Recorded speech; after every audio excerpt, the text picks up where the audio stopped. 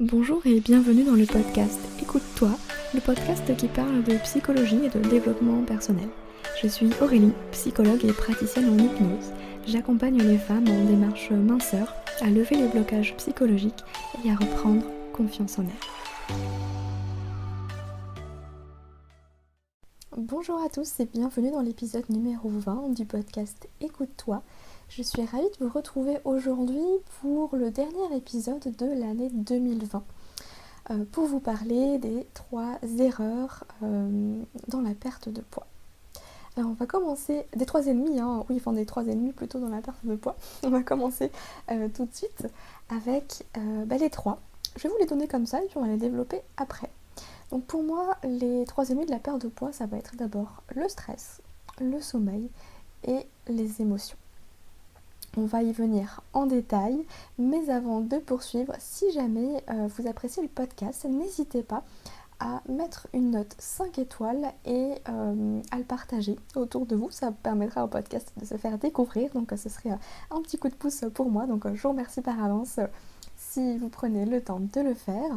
Et puis n'hésitez pas à me mettre un petit commentaire, que ce soit sur les réseaux ou sur YouTube. Ça permettra de vous faire une petite dédicace pour les prochains épisodes qui seront en 2021 du coup, dans quelques semaines, quelques jours même. Donc on commence sans plus attendre avec le premier ennemi de la perte de poids, c'est le stress. Alors qu'on remette les choses à plat, le stress en soi n'est pas mauvais.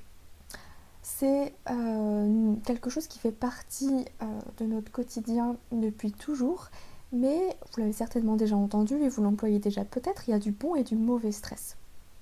À la base, le stress permettait simplement d'avoir une réaction physique pour fuir ou combattre face à un ennemi. Aujourd'hui, on est bien d'accord que on a du stress constamment, mais on n'est pas en danger de mort, contrairement à nos ancêtres qui, eux, effectivement, avaient besoin de cette réponse physiologique et physique pour justement pouvoir fuir si jamais il y avait, un mammouth ou un danger réel, un danger de mort finalement. Mais on a gardé un petit peu ces réflexes-là. Et ce qui fait que quand on est en plein stress, on va libérer de l'adrénaline pour nous permettre effectivement de réagir de manière adaptée rapidement. Mais quand le stress est présent de manière prolongée ou sur une longue durée, l'adrénaline fait place au cortisol. Et en fait, c'est cette hormone-là, l'hormone du stress, le cortisol, qui va être néfaste pour notre corps. Il y a des études qui avaient été menées sur 2 groupes de rats, de souris, où finalement ces 2 groupes de souris avaient le même régime alimentaire, même mode alimentaire pour les deux. Et il y avait un groupe qui avait été soumis à du stress. Alors ça avait été avec un environnement froid, une agressivité des congénères, pour vraiment générer une sensation de stress. Et l'autre groupe, eux, on les a laissés tranquilles, voilà. Ils faisaient leur petite vie de souris et tout était ok. Les résultats de cette étude sont plutôt intéressants parce que du coup, pour une alimentation équilibrée, il n'y avait pas forcément de différence significative en termes de groupe de souris stressés et de groupe souris non stressés. Par contre, quand on change le mode alimentaire, on peut s'apercevoir que finalement, les souris qui étaient soumis à des situations stressantes ont pris du poids, contrairement aux souris qui n'avaient pas été soumises à du stress. Pourquoi ? Simplement parce que quand on est stressé, le corps va chercher de l'énergie pour répondre effectivement à ce stress qui justement signifie danger, donc il y a un signal, il faut y répondre. Donc le corps, du coup, il va dépenser énormément d'énergie. Et ce qui fait qu'il a besoin aussi de recharger les batteries.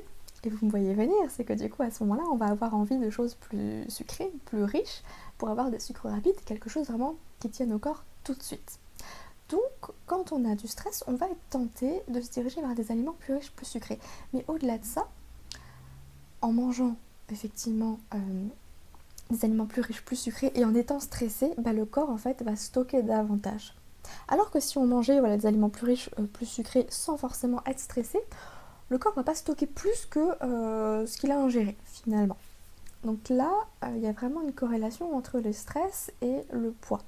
C'est pour ça qu'il y a des personnes qui finalement arrivent à manger correctement, et puis elles vont peut-être avoir des petites envies comme ça de temps en temps, des grignotages, des choses qui font que rien qu'avec ça elles vont prendre du poids, alors que finalement c'est pas non plus catastrophique au niveau de l'équilibre alimentaire de manière générale. Il y a des personnes aussi qui me disent je regarde une pâtisserie, je prends déjà 2 kilos. Donc c'est un petit peu ça. Donc le stress, effectivement, c'est le premier ennemi de la perte de poids. Et j'ai envie de vous dire, c'est le premier ennemi du bien-être de manière générale, de toute façon. Comment on fait pour gérer éventuellement ces situations de stress, enfin le stress en lui-même? Le plus efficace, c'est la cohérence cardiaque. La cohérence cardiaque, c'est sur 5 temps, c'est 5-5-5. C'est-à-dire qu'on inspire par le nez sur 5 secondes, on expire par la bouche sur 5 secondes, et ça pendant 5 minutes. Ça va vraiment permettre de faire redescendre la tension au niveau du corps, de détendre les muscles, de pouvoir ralentir le rythme cardiaque et de retrouver un état normal, serein. Donc je vous invite à tester cette méthode, que vous avez la sensation d'être stressé ou non, parce que c'est un peu insidieux.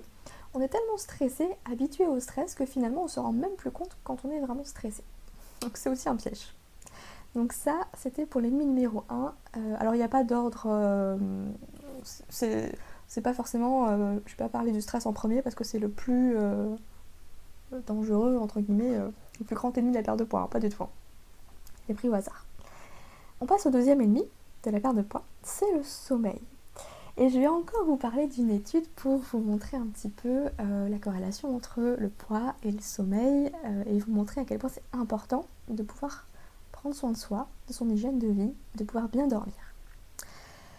Alors l'étude avait, alors je ne sais plus exactement, c'était un chercheur qui avait démontré qu'en fait, pareil, il avait fait des groupes de personnes, un groupe de personnes qui dormaient suffisamment, 8 heures, 9 heures de sommeil il me semble, bref, les personnes avaient leur quota de sommeil, et un autre groupe où les personnes n'avaient pas assez d'heures de sommeil, on était aux alentours de 5-6 heures il me semble, et ce qui s'est passé, c'est que finalement les personnes qui ne dormaient pas suffisamment, elles prenaient du poids toujours à alimentation égale sur les deux groupes. Et en fait ce qui se passe, c'est que quand on ne dort pas assez, qu'on dort mal, on a 2 hormones la nuit qui se régulent, qui sont l'hormone de faim et de satiété, la leptine et la ghreline. Et quand on n'a pas assez d'heures de sommeil, ces 2 hormones, elles vont s'inverser. La conséquence de cette inversion, c'est qu'on va avoir davantage faim. Du coup, la sensation de faim, elle augmente et la sensation de satiété, elle diminue. Donc on va manger plus parce qu'on a réellement faim. Donc forcément, on mange plus, on stocke plus. On va vraiment avoir plus d'apports que nos dépenses à ce moment-là, simplement parce qu'on n'a pas assez dormi. Pourquoi ? Tout simplement parce que là encore, on est fatigué, on n'a pas bien dormi, ou le sommeil n'a pas été qualitatif, donc le corps il va charger de l'énergie là où il peut en trouver. Et effectivement, il va en trouver dans la nourriture. Et vous avez compris, il va également les chercher dans les aliments plus riches, plus sucrés, pour avoir de l'énergie tout de suite. Ce qui fait que tout ça va avoir une conséquence sur votre humeur déjà, effectivement, mais sur le poids aussi. C'est pour ça que c'est important de ne pas négliger en fait tous les autres aspects en dehors de l'équilibre alimentaire, parce que vraiment c'est tout un ensemble de choses qui fait que vous allez être bien et maintenir un poids de forme. Donc ça c'est pour le côté sommeil. Alors comment on fait pour mieux dormir ? Je vous ai fait un article sur le blog, mais d'ailleurs je crois que je l'ai mis en podcast aussi, avec des astuces pour mieux dormir afin de maigrir efficacement. Je vous mettrai dans les notes de cet épisode si vous voulez en savoir plus, avec 10 conseils que j'avais donnés à ce moment-là pour vous aider. Passons maintenant au troisième et dernier ennemi de la perte de poids, même si c'est pas exhaustif, c'est les émotions. Alors pourquoi je dis que les émotions sont un ennemi pour la perte de poids ? Eh bien simplement, quand on n'arrive pas à gérer ses émotions, qu'on va manger ses émotions, on avait certainement déjà entendu ce terme, et effectivement ça va avoir un impact aussi sur le poids. Pourquoi ? Parce qu'en général, quand on n'a pas le moral, qu'on n'est pas bien, qu'on est triste, en colère, qu'on est en train de s'ennuyer, il y a des personnes qui ne supportent pas de ressentir ces émotions désagréables et du coup, elles vont aller détourner l'attention ou chercher du réconfort dans les placards. Et encore une fois, à ce moment-là, on est plus attiré par du chocolat que par une pomme. Donc vous faites le calcul, là effectivement on va parler vraiment de grignotage, ce qui est en dehors des repas, mais de temps en temps il n'y a pas de souci, c'est pas dérangeant. Mais par contre il y a vraiment des personnes qui n'arrivent malheureusement pas à faire la distinction entre l'envie de manger, la faim, et du coup elles vont avoir envie de manger dès que ça va pas. C'est un peu comme un déclencheur. Et là je vous invite à aller voir mon article sur le grignotage pour vous permettre un peu de comprendre ce qui se passe à ce moment-là. Donc il y a une émotion désagréable et du coup le cerveau ce qu'il fait c'est qu'il veut nous en débarrasser au plus vite. Donc la seule chose qu'il a trouvée pour le moment c'est effectivement tiens va dans le placard, tu vas prendre du chocolat, ça ira mieux. Sauf que oui, ça va peut-être mieux pendant les quelques secondes où on va commencer à manger parce qu'on est occupé à faire autre chose. Donc notre attention elle est focalisée sur le chocolat et plus sur la situation qui a généré cette émotion désagréable. Mais c'est pas suffisant parce que finalement l'alimentation ne peut pas nous permettre de gérer nos émotions. Donc qu'est-ce qui se passe ? On va manger un carré de chocolat, mais c'est pas suffisant, donc on va en manger un deuxième, et puis un troisième, puis on va se retrouver à finir la tablette de chocolat. Et qu'est-ce qui se passe à ce moment-là ? Ok, à la fin, on se sent peut-être pas forcément bien, on va avoir mal au ventre, culpabilisé, mais juste avant ces sensations-là, on était bien, on était apaisé parce que du coup, on a mangé quelque chose qu'on aimait, qui nous faisait plaisir, on a libéré de la dopamine, et du coup le cerveau, il a associé, il a intégré en fait ce mécanisme-là en se disant tiens ça marche bien. Quand elle va pas bien, moi je vais lui demander d'aller manger du chocolat ou du fromage, ce que vous voulez, et ça ira mieux.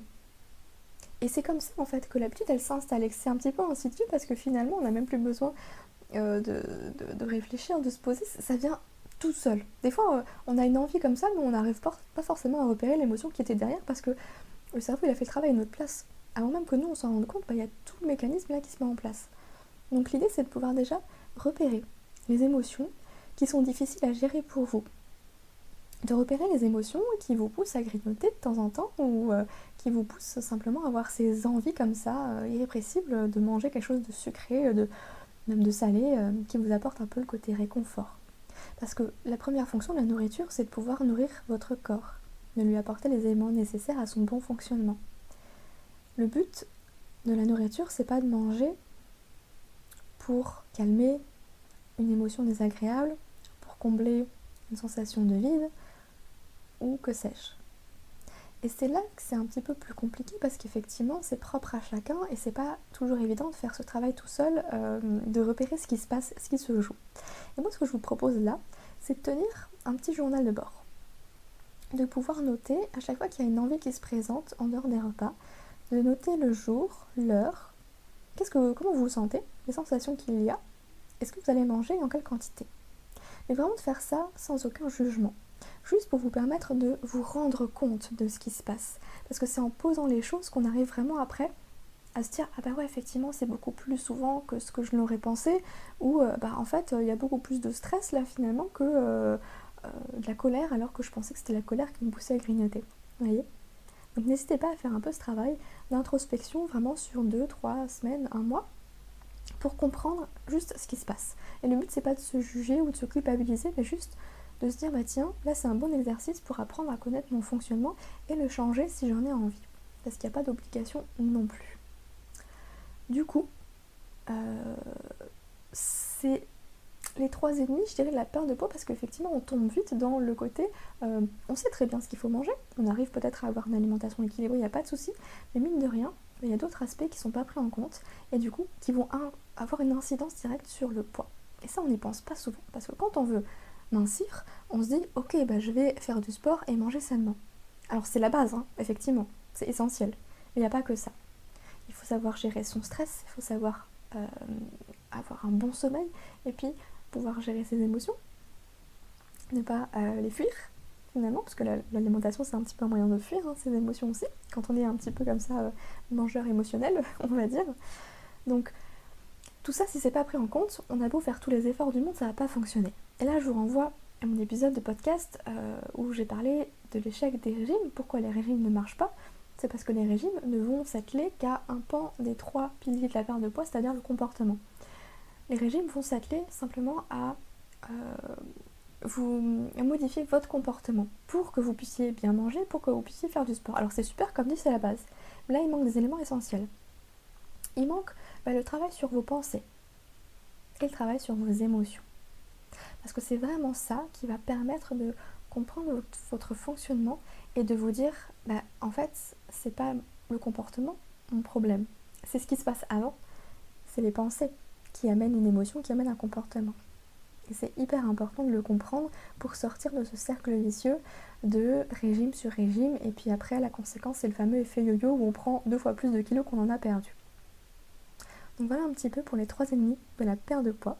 J'espère que ça aura pu vous éclairer. Et comme dit, n'hésitez pas à me laisser un avis sur les plateformes d'écoute ou simplement m'envoyer un petit message sur Instagram. Pourquoi pas, ce serait super chouette d'échanger avec vous.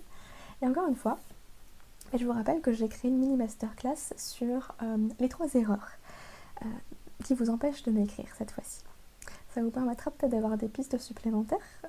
Ce sera une petite vidéo complémentaire à ce podcast également. Et puis chaque dimanche, vous recevrez une petite newsletter avec des conseils et des astuces autour de la perte de poids, mais orientée psychologie et hypnose, puisque c'est mon domaine. Alors, je ne suis pas diététicienne, donc moi je ne me permettrai pas de vous donner des conseils alimentaires, parce que je pense que si vous êtes là aujourd'hui, c'est que vous savez très bien ce qu'il faut faire, mais que c'est ailleurs que ça se joue. Et c'est là-dessus, moi, que j'ai envie d'échanger avec vous. Sur ce, je vais vous souhaiter de très belles fêtes de fin d'année. Prenez soin de vous. Et puis, je vous souhaite le meilleur pour l'année 2021. J'ai hâte de vous retrouver. À très bientôt.